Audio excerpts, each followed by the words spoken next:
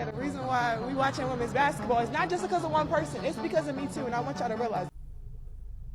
Yeah, so for whatever reason, that clip keeps showing back up on all my social media pages. I don't exactly know why, but I figured it's showing up enough, I might as well give my 2 cents about it. I think the uncomfortable conversation that y'all don't want to have is that Angel Reese is actually right.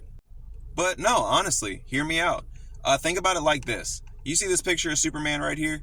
Would the Superman franchise in general be as popular or, sold as many comics, made as many movies if he was just flying around, rescuing cats out of trees? Obviously not. He needs a coterie of supervillains to make it more interesting.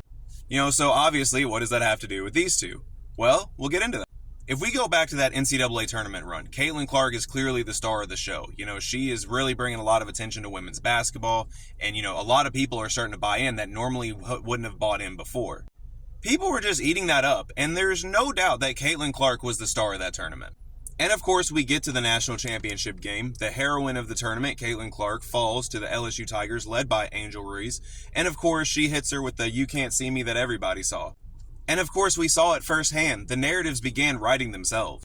Again, the narratives began writing themselves. For once a heroine of Caitlin Clark, a villain was born in Angel Reese.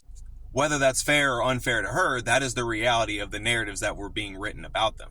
So, in final point, for Caitlin Clark to be this savior of not only just the WNBA, but women's basketball in general, if she's going to be the hero in this story, then she needs a coterie of supervillains like an Angel Reese. Because just like in the comic book world and in the sports world, it's not going to be as interesting if Caitlin Clark is metaphorically flying around saving cats out of trees.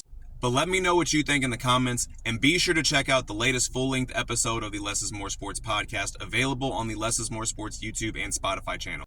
The title is Back to School, where Matt and I talk about some of the best players that have decided to withdraw their name from the NBA draft and return to college basketball.